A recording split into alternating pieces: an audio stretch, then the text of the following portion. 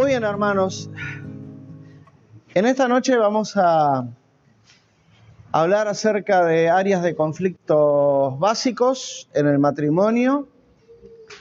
Y dentro del área de conflictos básicos vamos a hablar del rol de la esposa, del rol de la mujer. Pero no voy a hablar exclusivamente de la mujer. Así que, Leonardo, yo si fuera vos abriría bien los ojos. Muy bien, hermanos. Les invito a abrir la palabra de Dios en el Nuevo Testamento. Vamos a ir al libro de Primera de Pedro, capítulo 3. R.C. Sproul decía que uno no podía hacer bromas cuando estaba en el púlpito porque uno viene para dar la palabra de Dios. Palabra fiel y digna de ser recibida por todos. Mientras ustedes estaban cantando y alabando a Dios, yo estaba orando. No estoy cantando mucho porque me estoy guardando la voz, todavía me quedan unos mensajes. Pero les voy a hacer una pregunta. Mujeres, ¿han pensado, no mirando a su propia flaqueza o debilidad, sino mirando al Señor Jesucristo, ¿puedes ser tú una mejor esposa? Y maridos, no mirando a tu propia flaqueza ni a tus debilidades, pero mirando al Señor, ¿te has propuesto ser un mejor esposo? Porque se puede. Todo lo puedo en Cristo, que me fortalece. Gracias a Dios que tenemos un Salvador viviente, que como dice Isaías capítulo 59, versículo 1, he aquí que la mano de Jehová no se ha acortado. Lo que yo no puedo, lo que tú no puedes, Él puede. Y Dios quiere que seamos las damas mejores esposas y los hombres mejores esposos para la gloria de Dios. Así que con estos pensamientos en mente vamos a abrir la palabra en Primera de Pedro capítulo 3, versículo 1 al 7. Primera de Pedro capítulo 3, versículo 1 al 7.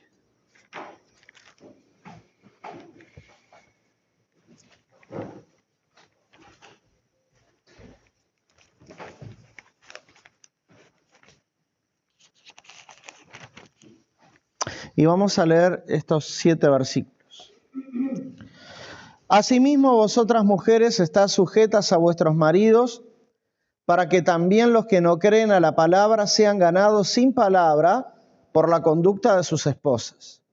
Considerando vuestra conducta casta y respetuosa, vuestro atavío no sea el externo de peinados ostentosos, de adornos de oro, de vestidos lujosos, sino el interno, el del corazón, en el incorruptible ornato de un espíritu afable y apacible que es de grande estima delante de Dios. Porque así también se ataviaban en otro tiempo aquellas santas mujeres que esperaban en Dios, estando sujetas a sus maridos. Como Sara obedecía a Abraham, llamándole Señor, de la cual vosotras habéis venido a ser, ¿qué? ¿Qué dice en su Biblia? Hijas, si hacéis el bien sin temer, ¿qué dice? Ninguna amenaza. ¿Saben? Hay una razón por la cual yo les hice leer este versículo. Porque yo para estudiar uso pluma fuente y a veces se me derrama tinta y ahora no podía entender qué era lo que estaba escrito. Por eso les hice leer el versículo. Había una trampa, pequeña trampita. Así que vosotros maridos igualmente vivid con ella sabiamente, dando honor a la mujer como a vaso más frágil y como a coherederas de la gracia de la vida, para que vuestras oraciones no tengan estorbo. Para que vuestras oraciones no tengan estorbo. Ese es el propósito. Y en este capítulo sigue las normas de conducta para los creyentes y vamos a hablar de los deberes conyugales. Ahora, la base escritural que toma Pedro para hablar de los deberes conyugales es diferente a la que toma Pablo. porque vamos a usar un poquito la memoria. Pablo, para hablar de los deberes conyugales en el libro de Efesios, ¿verdad? ¿Cuál es el capítulo que Pablo usa para hablar de los deberes de los maridos? Capítulo 5. Pero el capítulo 5 tiene un eje central que es ser lleno del Espíritu Santo. Efesios 5, 18.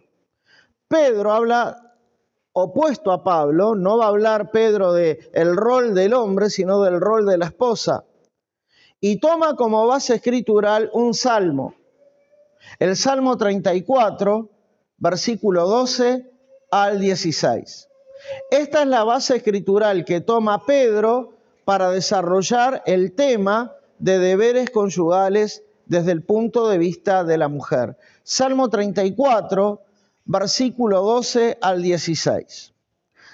Muy bien. Tenemos unas cuantas maestras. Así que estoy mirando a una que está tocándose la cabeza, podría leer perfectamente, con buena dicción, el versículo 12 al 16 del Salmo 34. Por favor. ¿Quién es el hombre que desea vida, que desea muchos días para ver el bien?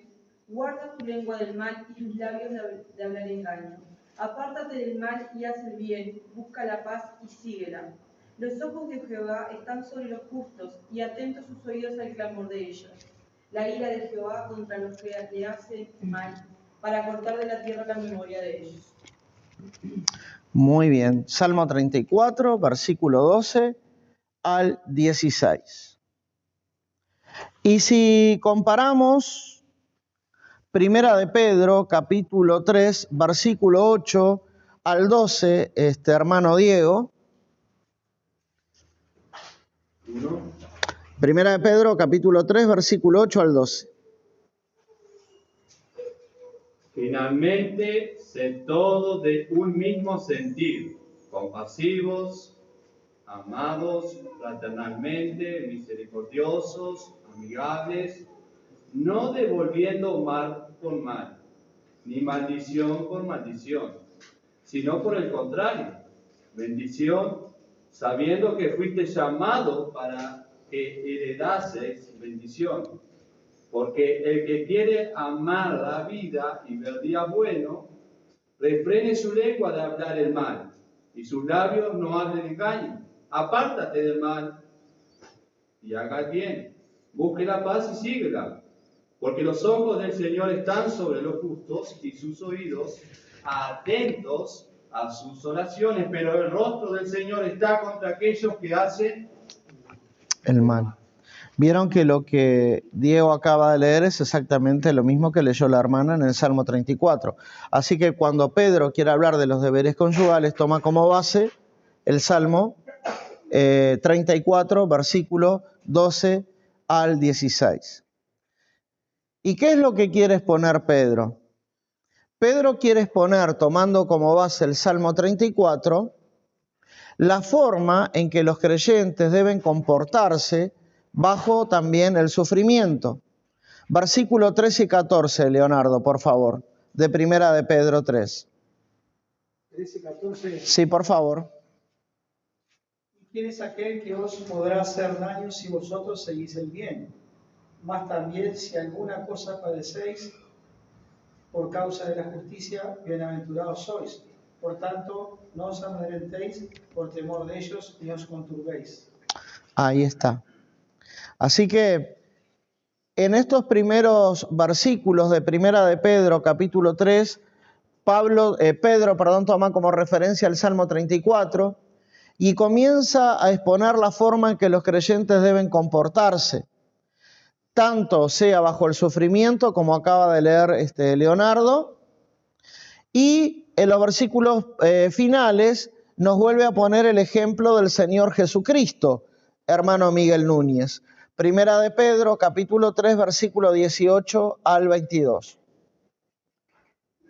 Porque también Cristo padeció una sola vez por los pecados, el justo por los injustos, para llevarnos a Dios, siendo a la verdad muerto en la carne, pero vivificado en espíritu, en el cual también fue y predicó los espíritus encarcelados, los que en otro tiempo desobedecieron cuando una vez esperaba la paciencia de Dios en los días de Noé, mientras se preparaba el arca, en la cual pocas personas, es decir, 8, fueron salvadas por agua. El bautismo que corresponde a esto ahora no salva, no quitando las inmundicias de la carne, sino como la aspiración de una buena conciencia hacia Dios por la resurrección de Jesucristo, quien habiendo subido al cielo está a la diestra de Dios, y a él están sujetos ángeles, autoridades y potestades.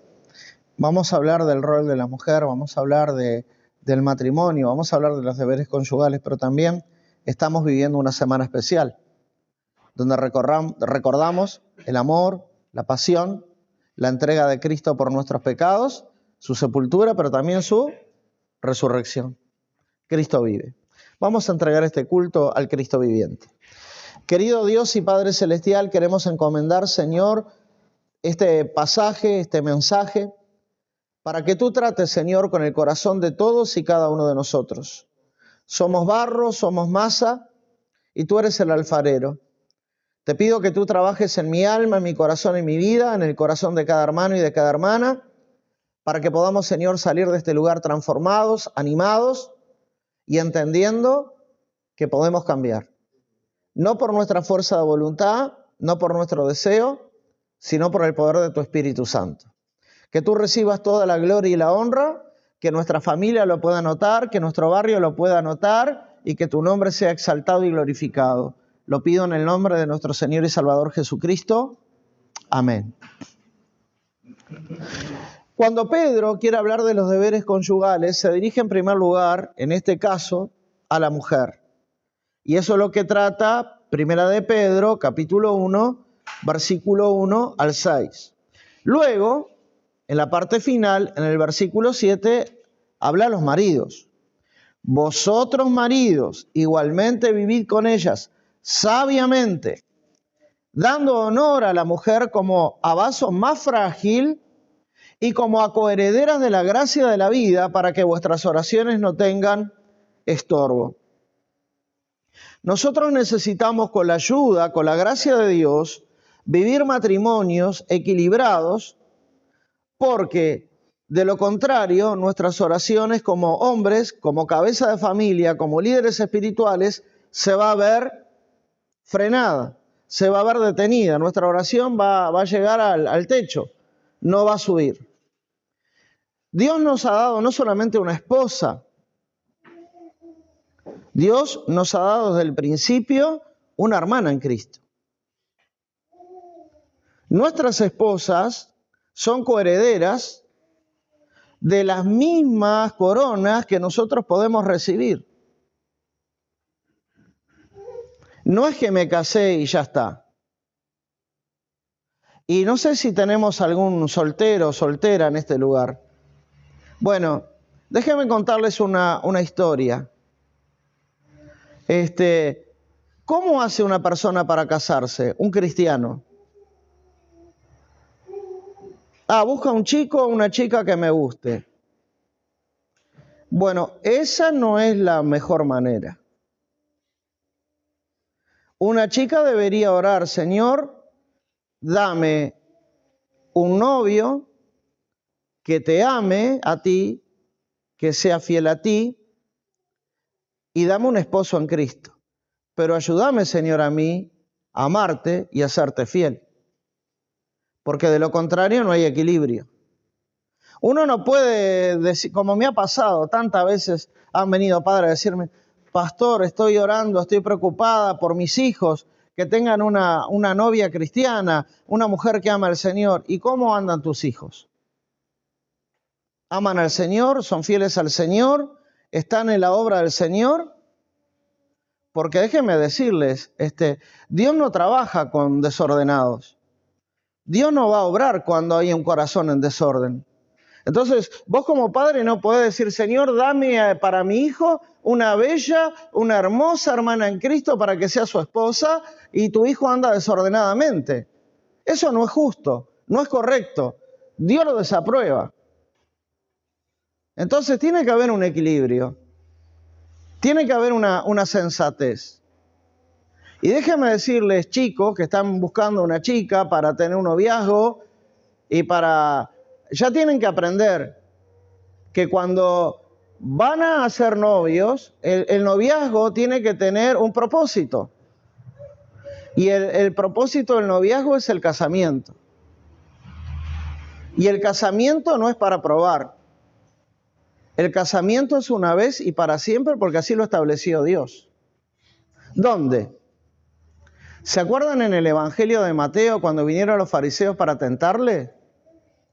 ¿Qué le preguntaron los fariseos para tentar al Señor Jesucristo?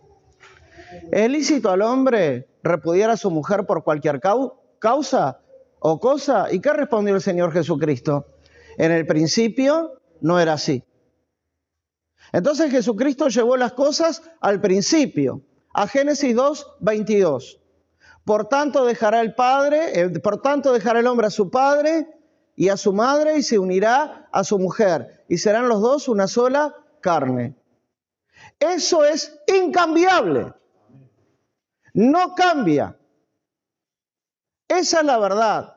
Entonces los fariseos le dijeron, ¿y por qué Moisés permitió dar carta de divorcio? ¿Y qué respondió Jesucristo? Por la dureza de vuestro corazón. Pero en el principio no era así. Entonces, como hoy vivimos todo light, como hoy vivimos todo flojo, todo movido por sentimientos, movido por emociones, las emociones y los sentimientos son como la gráfica de un cardiograma o de un electrocardiograma, sube y baja, sube y baja, sube y baja, sube y baja. Es la palabra de Dios la que nos estabiliza. Y déjenme decirles una verdad, a los que se están pensando casarse. El matrimonio también implica dificultades, implica luchas, implica pruebas. Pero ahora no son uno, son dos.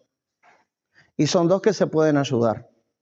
Son dos que tienen la posibilidad de pedirse perdón porque los dos son cristianos. Son dos los que se pueden animar a orar. Son dos los que se pueden animar a buscar a Dios. Entonces, hoy día vivimos un cristianismo de flan o de gelatina. Muy flojo. Muy flojo. Pero la palabra no cambia. Así que tenemos que venir a las raíces. Yo siempre, ¿dónde está Fernando Méndez? ¿Anda por el fondo? No lo veo. Siempre cuento de cuando yo era pastor, un caso allá en Tacuarembó. Había una muchacha en Cerro del Arbolito que tenía un padre creyente y que le dijo al novio de la muchacha, bueno, si vos te querés casar tenés que venir a la iglesia. Creo que lo conté. Y él iba a la iglesia. Nunca se convirtió, pero él iba. Y cuando se casó, le dijo a la muchacha y le convirtió la vida en un infierno. Entonces, no uno por casarse con alguien que dice cristiano tiene todo asegurado. Los dos tienen que estar bajo la guía y la dirección de Dios siempre.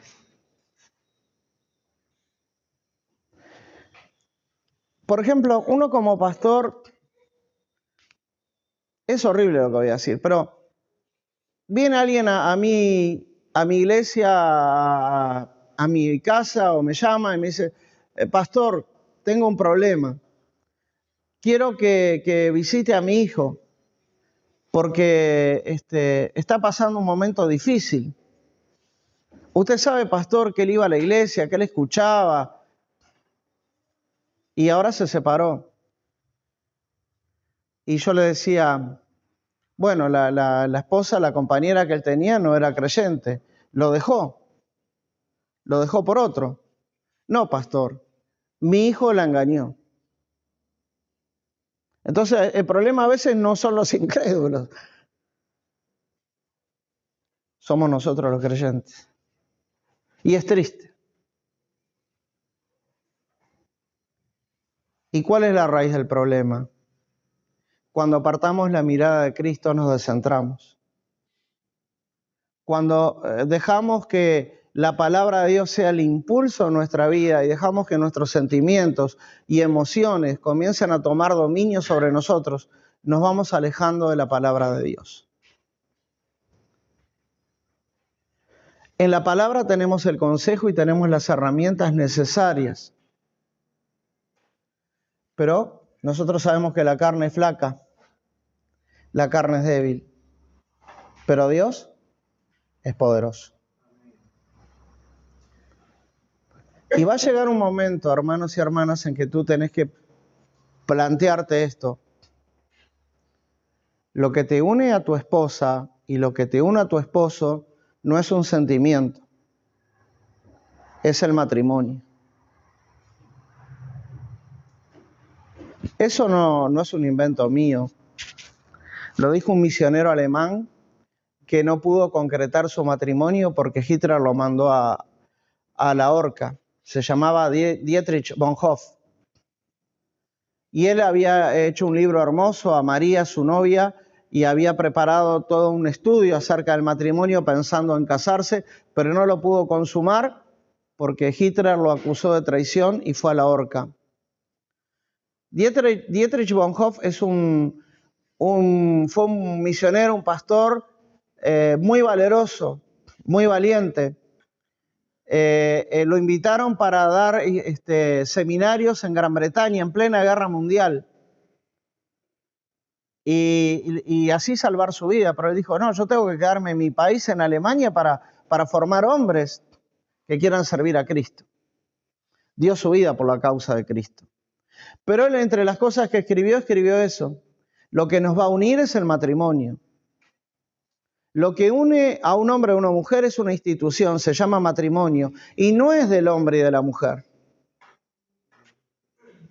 Es de Dios, porque Dios la creó y Dios la estableció. Y tenemos que madurar a tal punto de decir y mentalizarnos, gracias a Dios yo estoy formando una institución o soy parte de una institución que Dios creó. Y esa institución es indisoluble. Solo lo separa la muerte. Una vez, creo que la última vez que vine a predicar acá en una conferencia de Bill Hill o en un campamento de jóvenes, nos íbamos un grupo para 33 y tenía que llevar a Chicha en la camioneta, iba al lado mío, y me empezó a contar Chicha la historia de un misionero, de un matrimonio misionero. Y en un determinado momento, creo que él murió.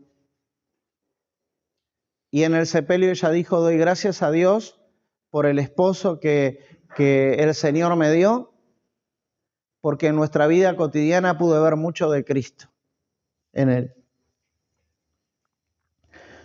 Quiera Dios que nuestras esposas, el día que partamos, puedan decir eso a nosotros. Entonces, queridos hermanos, Primera de Pedro va a tratar este tema de el matrimonio. Va a hablar a las mujeres, diferente a, como yo le decía al principio, a Pablo, que se ocupó mucho de hablar a los hombres. El enfoque de Pedro entonces era diferente al de Pablo. El contexto de Pablo era diferente al contexto de Pedro. En el texto de Primera de Pedro que estamos viendo, impera la razón y la importancia de un buen testimonio. ¿Por qué? ¿Por qué Pedro enfatiza la necesidad de que las mujeres cristianas dieran un buen testimonio? Es muy sencilla la respuesta. Porque a las mujeres a las que Pedro escribe, probablemente eran ellas cristianas, pero tenían matrimonios mixtos. Es decir, sus esposos no eran creyentes. Esa es la razón por la cual Pedro enfatiza en el capítulo 3 y les habla a las mujeres. Porque no eran mujeres con esposos creyentes. Eran mujeres con esposos incrédulos. Entonces, si uno está ministrando, Felipe, en un futuro y tenés que aconsejar a una esposa cuyo marido es incrédulo, Primera de Pedro, capítulo 3. Esa es la dirección hacia matrimonios mixtos. ¿Cómo hace una mujer cristiana para ganar a su esposo incrédulo que rechaza el Evangelio, que es incrédulo al Evangelio? ¿Cómo lo va a ganar si él no le permite que ella le abra la Biblia? Y esta es la historia de muchas mujeres, de muchas esposas. No me hables de eso, le dicen los maridos incrédulos. No me interesa. Y si la fe viene por el oír y el oír por la palabra de Dios, ¿cómo van a ser salvos? ¿Qué método, qué herramienta va a usar esa esposa para ganar a su esposo incrédulo? Bueno, Primera de Pedro nos dice qué herramientas. Vamos a leer versículo 3 y 4. El versículo 2 de Primera de Pedro 3 es muy importante. Dice, considerando vuestra conducta casta y respetuosa. Vuestro atavío no sea el externo de peinados ostentosos, de adornos de oro o de vestidos lujosos. Un pastor me decía, bueno, el problema era que en la antigüedad las mujeres se vestían de una manera que era muy parecida a los hombres, con túnicas.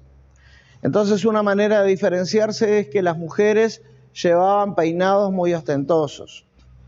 En realidad, en la cultura de los pueblos de Medio Oriente, de la cual Israel forma parte, las mujeres usaban muchas, hablando en criollo, vinchas, pero tiene otro nombre que ahora no me acuerdo, en oro, tiaras, en oro, plata, o sea, adornaban sus cabellos con joyas. Era la cultura, ¿verdad? Entonces, por eso Pedro dice, vuestro atavío no sea el externo de peinados ostentosos, de adornos de oro o de vestidos lujosos.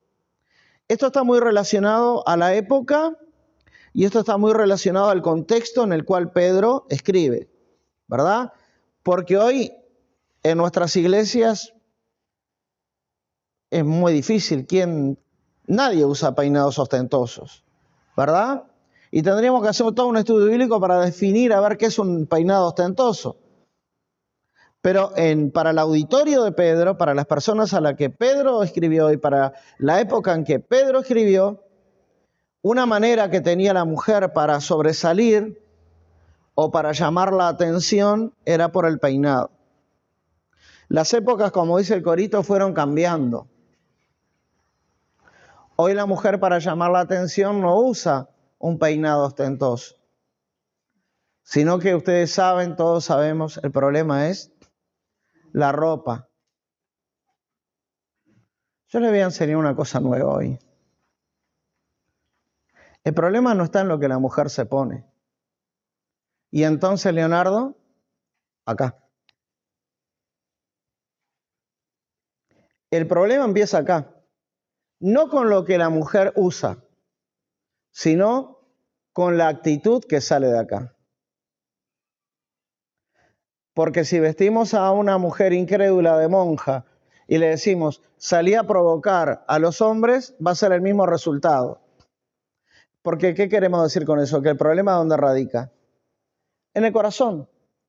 Una mujer puede estar impecablemente vestida, pero si su corazón es incitar a un hombre al pecado, lo va a hacer por su manera de hablar, por su gestualidad, por su manera de andar.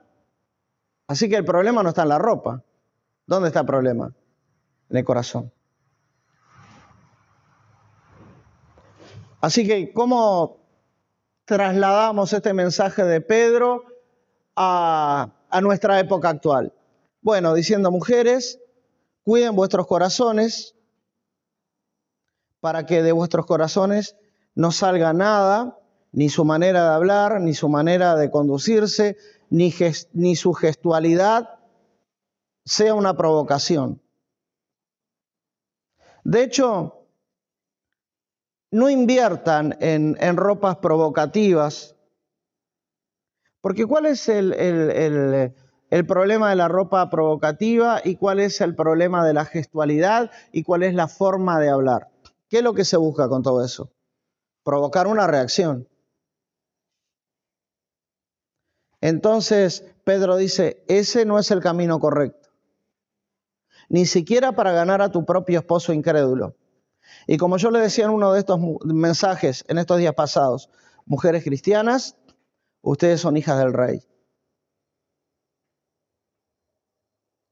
Y hoy les voy a enseñar que la mujer cristiana puede apelar, que sumisión no quiere decir aceptar todo lo que un esposo incrédulo quiera para su esposa. Porque si tu esposo incrédulo quiere que vos te vistas como una mujer de la calle, como una mujer vulgar, y vos sos una hija de Dios, podés apelar y podés decir no. Porque primero es necesario obedecer a Dios antes que a los hombres. Entonces, viniendo o volviendo a Primera de Pedro, capítulo 3, versículos 2, 3 y 4, si ustedes quieren ganar a sus esposos, háganlo por medio de un buen testimonio. Háganlo de una manera que su manera de conducirse dentro de la casa, su manera de hablar, su manera de vestirse, sea modesta. A veces interpretamos mal la Biblia. Ser modesta para una mujer cristiana no quiere decir que tiene que vestirse de acuerdo a un modelo o a un estilo de vida de hace 50 años. Puede vestirse modernamente, pero, a ver Mari, ayúdeme, que usted es una mujer de años, tiene que vestirse de una manera que no sea provocativa. Cualquier ropa que no sea provocativa es modesta. Cualquier manera de que tenga la mujer de expresarse, de comunicarse con su voz, con su gestualidad que no sea provocativa, ya es modesta. Así que no es tan difícil. No es tan imposible. ¿Y de qué otra manera puede la mujer cristiana ganar a su esposo incrédulo? Mediante una sujeción amorosa a los esposos, para ganarlos para el Señor. Pedro dice que la modestia en su vestir, que la mansedumbre interior es la herramienta que Dios va a usar para ganar a sus esposos incrédulos. Versículos 5 y 6, leo.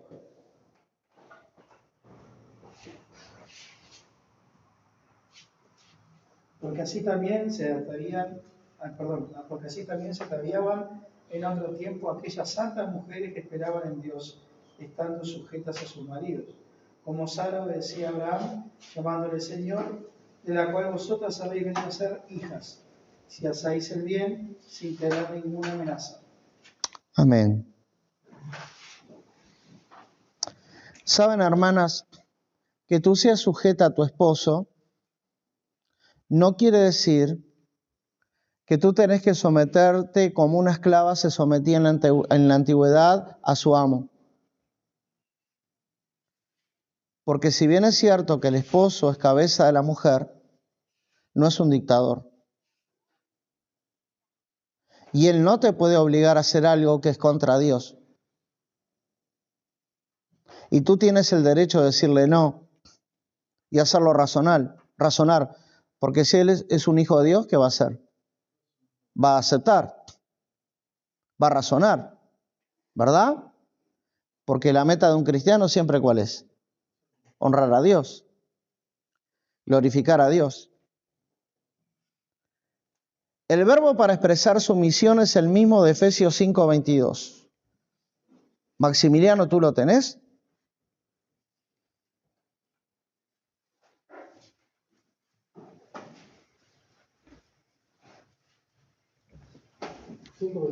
Sí.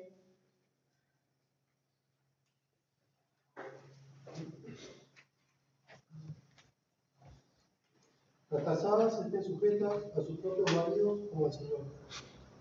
Por el contexto, gracias hermano, parece que algunas esposas a las que Pedro les habla tenían maridos inconversos. Y ellas debían seguir dos principios para ganarlos. Primero, una sumisión amorosa y segundo, un respeto obsequioso hacia ellos. Luego, en los versículos que siguen, Pedro va a exponer más detalladamente en qué consiste esa manifestación al exterior, la pureza y la sumisión de las esposas a los maridos. Ya dijimos, un atavío modesto no es un atavío de hace 50 años. Basta con que no sea sensual, provocativo o lujurioso. ¿Saben que este problema de la ropa lujuriosa no es un problema del siglo XX, ni del XXI, ni del XIX? Vamos al Antiguo Testamento, al libro de Isaías. Miguel Díaz, si puede. Isaías capítulo 3, versículo 18 al 24.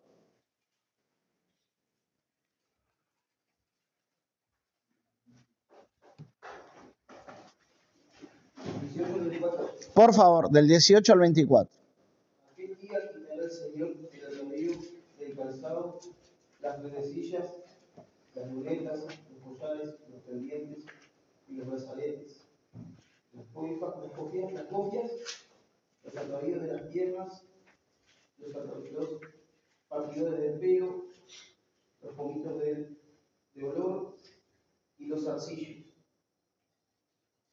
los anillos y los joyeles de las narices, las ropas de gala, los mantoncillos, los velos, las bolsas, los espejos, el lino fino, las gasas y los tocados. Y en lugar de los perfumes aromáticos vendrá hediondez y cuerda en lugar de cinturón, y cabeza rapada en lugar de la compostura del cabello. En lugar de ropa de gala, seguimientos de silicio y quemadura en vez de hermosura. Gracias, hermano. Así que ven que las mujeres en Medio Oriente tomaban tiempo para las joyas y para la ropa.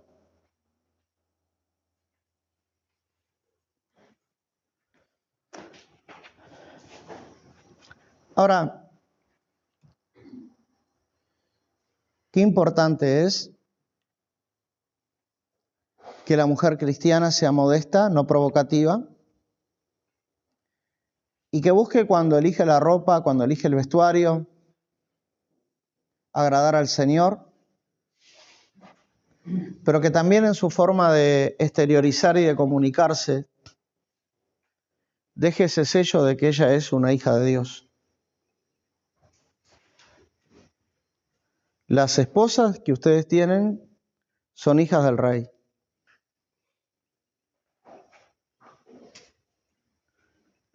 A veces decimos mi mujer, pero la hija del Rey. Y esa hija del Rey que Dios te dio es una princesa para Él. ¿Y para ti? ¿Cómo nosotros los maridos tratamos a nuestras esposas? Pedro les dice a las mujeres, sean modestas en el vestir, adórnense de una manera adecuada para el Señor, recordando que el exceso en esta materia denota superficial, que están dando una imagen de ser superficiales y no están mostrando carácter.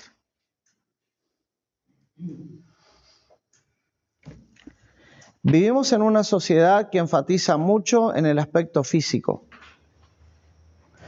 Vivimos en una sociedad que enfatiza mucho en que cuida tu piel. Pero gracias a Dios que Dios nos dejó la Biblia que nos dice, preocúpate por tu carácter, para que tu carácter refleje al Señor.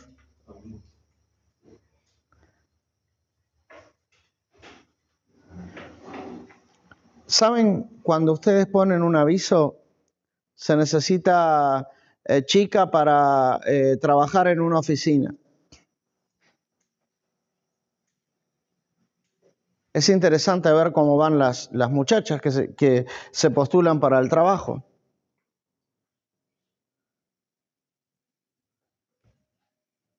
que los que las identifique a ustedes sea su carácter. Un carácter conforme al corazón de Dios. Es importante, mujeres, cuiden el corazón. La verdadera belleza brota de su interior,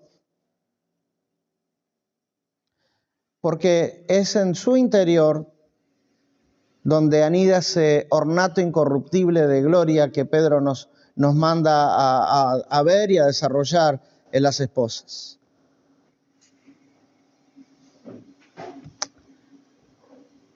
La dulzura y la modestia, alguien dijo, es el más bello adorno de la mujer cristiana y contribuye a la paz y al buen orden de la familia.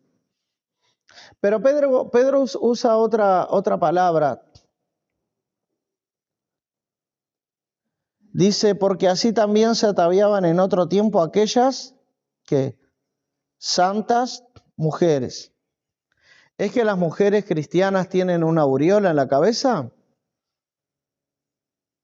¿Tienen una dirección de auto como hacen los católicos, ¿no? Cuando hacen los santos, las estatuas a veces le ponen una dirección en la cabeza, ¿verdad? Para significar que tienen una aureola. ¿Qué es ser santo? Apartado. ¿Qué es ser santo? Separado. Miren, hermanos, el pecado es tan engañoso que no es un problema de la iglesia, es un problema aún de los pastores. Que vamos cediendo, y muchas veces estamos en el borde de la cornisa. Y a veces en nuestro cristianismo no hay esa separación. Yo no le digo a los hermanos, ustedes pertenecen a la iglesia Manuel San Fernando, tienen que vestirse de esta manera, tienen que hablar de esta otra manera. No pierdo el tiempo en eso. Yo enseño la palabra. Y la palabra enseña cómo debe andar un cristiano. ¿No es la palabra la que dice no os conforméis a este siglo? ¿Y qué es este siglo? Toda la filosofía, toda la corriente, toda la onda que practica este mundo. Eso es. Pedro le decía a estas mujeres santas, porque eran apartadas, porque habían sido escogidas por Dios, porque habían sido hechas ahora hijas del Rey, de reyes y Señor de señores.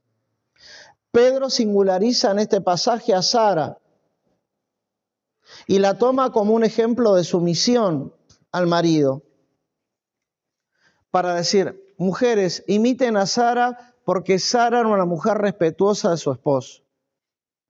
Pedro toma lo mejor de Sara. Como cada uno de nosotros, cuando vamos a la palabra de Dios, tenemos que tomar lo mejor de cada uno de los hombres que allí están escritos. ¿Sara era una mujer perfecta? No, no era una mujer perfecta. De hecho, trajo muchos problemas a la vida de Abraham, ¿verdad? ¿Por qué? Porque tenía predilección por un hijo. Trajo problemas en la vida de Abraham. Apresuró a Abraham, Sara. Tomá a mi sierva y tené un hijo con ella. Y ahora tenemos la guerra en Medio Oriente. 2 naciones por causa del apresuramiento de Sara, porque no esperó en el Señor la promesa. Pero aún Sara es un ejemplo. Entonces nosotros siempre tenemos la tendencia a mirar el ejemplo malo. No, Dios quiere que miremos el buen ejemplo. Sara era un ejemplo porque ella mostró respeto por su esposo. Eso habla de carácter. Esposas, ¿muestran ustedes respeto por su esposo? En su manera de vestir, en su manera de hablar. Porque a veces ¿hay alguien acá que se congregue entre nosotros, que esté en medio nuestro, que tenga una tienda? Capaz que me va a odiar por lo que yo voy a decir. ¿O alguien que sea joyero? ¿Que venda joyas? Bueno, porque muchas veces la mujer dice, voy a comprarme ropa para verme linda. Está bien. Pero cuando te vayas a comprar ropa para verte linda, pensá que esa ropa que te vas a comprar para verte linda muestre también que vos respetás a tu esposo. Porque si tiene un escote hasta el ombligo, estás dejando por el suelo a tu esposo. Y si te vas a comprar un pantalón que precisas 5 asistentes para que te entre porque es recontra ajustado, no estás mostrando respeto a tu esposo. Ese es el ejemplo de que Pedro quiere para las mujeres cristianas. Eso es lo que Pedro trata. ¿Por qué? Porque si tu esposo incrédulo ve que vos te vestís como una incrédula, no lo vas a ganar. Y esa es la trampa del diablo. Esa es la trampa del diablo. Entonces, Pedro toma el ejemplo de Sara y dice, miren el lado bueno de las personas. Miren los buenos ejemplos que les pongo en la Biblia, dice Pedro. Y dice Dios, porque Él sabe que ustedes, yo y cada uno de nosotros siempre estamos más o menos inclinados a poner el relieve en lo malo de cada personaje de la Biblia. Capaz que porque hay una secreta envidia mal enmascarada en nosotros. De la misma manera que los mismos descendientes de Abraham no eran perfectos. Miren lo que hicieron los hermanos con José, ¿verdad? Pero sin embargo, ellos eran los patriarcas. Ninguna de las matriarcas de Israel, ni Sara, ni Lea, ni Rebeca, ni Raquel, eran mujeres perfectas. Pero en un sentido todas tuvieron una visión, todas empujaron y obraron para que se concretara la promesa de Dios. Entonces, ¿nosotros somos perfectos? No. Solo uno, Jesucristo. Pero cuando hay un ejemplo en la Biblia y hay algo bueno, tomémoslo. Eso es lo que Pedro quiere que las mujeres tomen de Sara. Que tomen lo bueno de ella, que imitemos lo bueno. La última frase del versículo 6 muestra que el carácter de una esposa cristiana incluye juntamente con fortaleza, mansedumbre y dulzura. Como Sara obedecía a Abraham llamándole Señor, de la cual vosotras habéis venido ¿a qué? Si hacéis el bien sin temer, ¿no?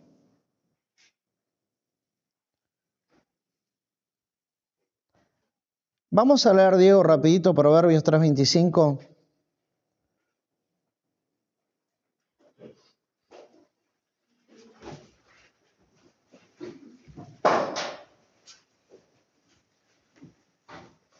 No tendrás temor de pavor repentino ni de la ruina de los impíos cuando viniere.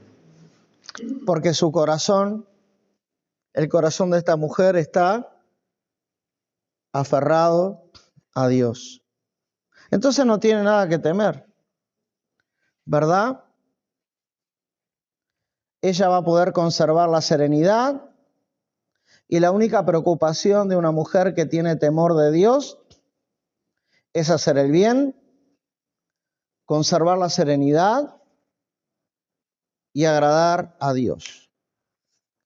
Y ahora les voy a llevar a un área de conflicto, a un área práctica de la vida cotidiana. ¿Cómo puede responder una mujer, una esposa cristiana, cuando su esposo incrédulo le pide algo que es incorrecto? Bueno, hay que ir a la Biblia para tomar ejemplo. Y las hermanas pueden tomar el ejemplo de Daniel. ¿Se acuerdan que Daniel fue traído de su tierra y llevado a Babilonia, ¿no? Y el rey de Babilonia, ¿qué le ofreció a Daniel? Comidas que para él, para la ley, no eran kosher, no las podía comer. lo que el rey le obligaba a comer iba en contra directa de los preceptos de Dios. Y acá podemos nosotros encontrar un patrón de conducta, hermanas, para saber qué hacer cuando a ustedes les piden que hagan algo que ustedes saben que es incorrecto hacer.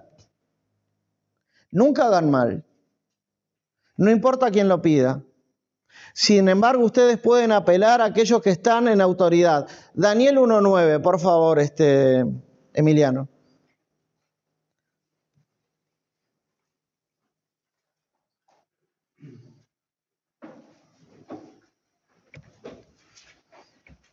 Y puso Dios a Daniel en gracia y en buena voluntad con el jefe de los eunucos. Daniel le dijo, mira, yo no voy a comer esto, porque esto me contamina. Hace una prueba. Dame vegetales, dame agua y probá. A ver cómo está mi semblante y el de mis amigos, ¿verdad? Y dice la palabra de Dios que como él quiso agradar a Dios, lo hizo caer en gracia para con el jefe de los eunucos. Segundo, dama, hermana, mantén una conciencia clara. Daniel 9:20. Diego.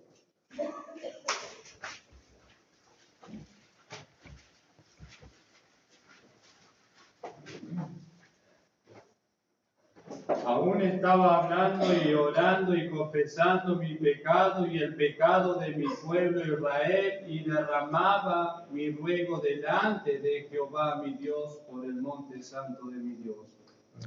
Mantengamos una conciencia clara, que no tengamos nada de qué avergonzarnos. Yo estoy hablando ahora a esposas que tienen maridos incrédulos. Pero este pasaje de Daniel se puede aplicar especialmente también para hombres, maridos creyentes, que tienen esposas incrédulas. ¿Y qué vas a hacer si ella te pide algo que vos sabés que es contra Dios? Lo mismo que tienen que hacer las mujeres creyentes cuando sus esposos incrédulos le piden que hagan algo que es contra Dios. Apelar, como lo hizo Daniel, y mantener una buena conciencia como lo hizo Daniel. ¿De qué manera mantenía una buena conciencia Daniel? Orando. Saben, hermanos, que el tema de la violencia doméstica no es un problema que solo atañe a las esposas. En un menor grado, a veces hay casos que atañen a los esposos. Hay hombres que sufren violencia. Así que es aplicable tanto para el esposo como para la esposa esta enseñanza. Entonces,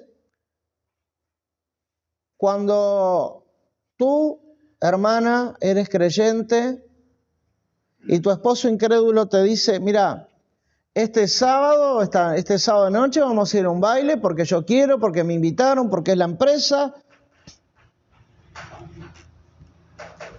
Y tú dices, bueno, yo tengo que ir porque yo soy creyente y tengo que someterme a mi esposo. Es tiempo de que aprendamos a discernir. Hay una obediencia espiritual y una obediencia ciega. Cuando tú quieres obedecer a una autoridad y le has servido bien en el pasado, tú puedes decir no. Cuando estás en un trabajo y tu jefe te dice, mira, si van a llamar de tal empresa, decirle que yo no estoy, que me fui, y lo tenés al lado. Tenés todo el derecho como empleado a decirle a tu jefe, no importa que él es el jefe, mire, yo no voy a mentir por usted. Es racional y es lógico, porque mejor es obedecer a Dios que a los hombres. Porque a veces nos excusamos, ¿no? Tengo que ser sumiso, sí, pero si me piden que haga algo contra Dios, no tengo por qué ser sumiso. Y eso también se aplica al matrimonio. Si alguien te pide, tu esposo incrédulo, o hermano, tu esposa incrédula te pide algo que es algo que viola los principios de Dios, Y si tu esposo incrédulo o tu esposa incrédula te pide que hagas algo que va contra la palabra de Dios, tú tenés todo el derecho, Dios está de tu lado para decir no, porque esto es contra Dios.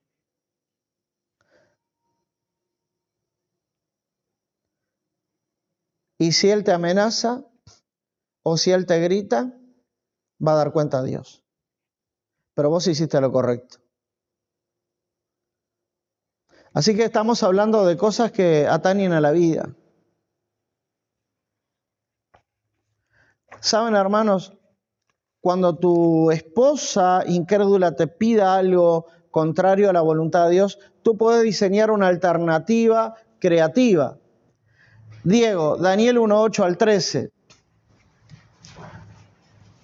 Y después Emiliano va a leer Daniel 1:12 al 13. Y Daniel propuso en su corazón no contaminarse con la porción de la comida del rey, ni con el vino que él bebía. Pidió, por tanto, al jefe de los eunucos que no se le obligase a contaminarse. Y puso Dios a Daniel en gracia y en buena voluntad con el jefe de los eunucos. Y dijo el jefe de los eunucos a Daniel: temo a mi señor el rey, que señaló vuestra comida y vuestra bebida, pues luego que él vea vuestro rostro más pálido que lo de los muchachos que son semejantes a vosotros, condenaréis para con el rey mi cabeza. Entonces dijo Daniel a Melzar, que estaba puesto por el jefe de los eunucos sobre Daniel, Ananías, Misael y Azarías: te ruego que hagas la prueba con tu siervo por 10 días y nos des legumbre a comer y agua a beber. Compara luego nuestro rostro con los rostros de los muchachos que comen de la ración de la comida del rey, y haz después con tu siervo según veas. Daniel dijo: estoy en problemas.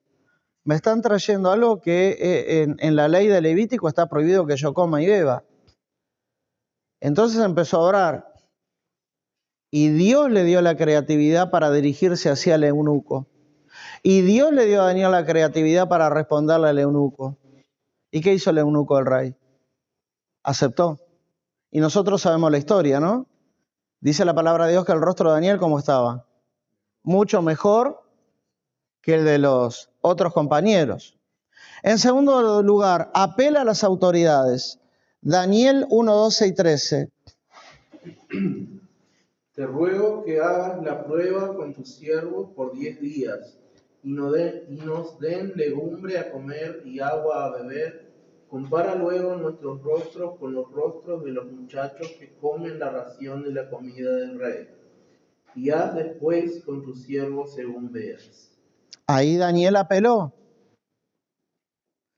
Y cuando tú le estás diciendo a tu esposo incrédulo: mira, yo no voy a ir al baile porque soy una hija de Dios y mañana me tengo que preparar para ir a la iglesia, y yo no voy a llegar a las 6 de la mañana para ir a la iglesia a las 9. Yo no quiero hacer eso porque es contra Dios. Aunque golpee las puertas, aunque golpee la mesa, aunque te insulte, recuerda dar tiempo a Dios. Dios puede cambiar la mente de ese esposo. Dios puede cambiar la mente de esa mujer incrédula. Daniel 1:16. Así pues, Melzar se llevaba la porción de la comida de ellos y el vino que habían de beber, y les daba legumbres. Dios cambió la mente de aquel eunuco y permitió que se hiciera aquello que Daniel pedía y que era la voluntad de Dios. Y si mi esposo, dice la joven cristiana o la señora cristiana: mire, pastor, yo le dije a mi esposo: no te voy a acompañar a ese tipo de fiesta, no te voy a acompañar a ese tipo de reuniones, es horrible el ambiente, él me insulta, se enoja conmigo, me dice: no quiero que vayas a la iglesia. Tú sufre, pero no hagas lo incorrecto. Tú sufre, pero no peques contra Dios. Que a su tiempo Dios te va a recompensar. Y esto se lo digo a los varones. Porque a veces los varones, no todos los varones tienen una esposa cristiana, no todos los hombres tienen una esposa cristiana. Y sufren el mismo tipo de lucha cuando están casados con mujeres incrédulas. Sufre, si es necesario. Pero no peques contra Dios.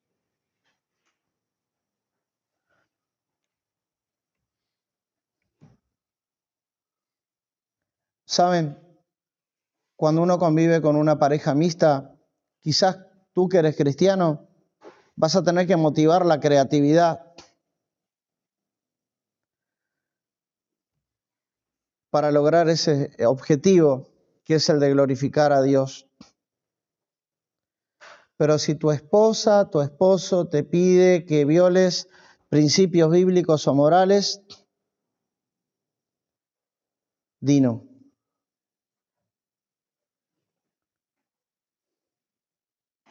No importa las consecuencias, di no.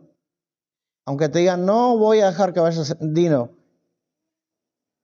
Porque si hay obediencia, ¿qué les enseñé yo ayer? Siempre viene con la obediencia bendición. Entonces, no es fácil convivir con un esposo incrédulo. Tampoco es fácil convivir con una esposa incrédula. No te rindas. Dice la palabra de Dios en el libro de Efesios capítulo 6, fortaleceos en el Señor y en el poder de su fuerza. No te rindas. Está interesante el tema, ¿no? Bueno, vengan mañana a esta hora. Vamos a cerrar con unas palabras de oración.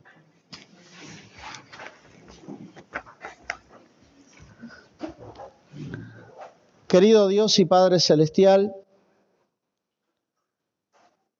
¿cuántas veces, Señor, cada uno de nosotros como esposos, como esposas, hemos arrastrado conductas, principios, costumbres tan lejos, tan distanciadas de lo que es tu palabra? Y podemos humillarnos delante de ti, Señor, y pedir perdón de corazón. Y pedirte, Padre, que tú nos maravilles con tu palabra y hagas de nosotros esos esposos que te glorifiquemos y te honremos. Haga de nuestras queridas hermanas esas esposas que te glorifiquen, que te honren. Libra, Señor, a las esposas cristianas de esa presión. Padre, que puedan aceptar por fe que ellas son hijas del Rey, princesas, que no tienen que competir con la vulgaridad que hay en el mundo, y que nosotros, Padre, somos caballeros, como dice el Salmo 1. Ayúdanos, Señor, trabaja en nuestros corazones. Haz que, Padre, en los hombres, pero también en las mujeres, haya un deseo de contagiarnos de la palabra, de la santidad tuya, para ser esa clase de esposos que te honremos, esa clase de esposos que te glorifiquemos, esa clase de familias que estemos fortalecidas y buscando desarrollar e incentivar a nuestras esposas y las esposas a nosotros los varones a desarrollar ese carácter conforme a Cristo. Que tú recibas toda la gloria, la honra y el honor en el nombre de nuestro Señor y Salvador Jesucristo. Amén.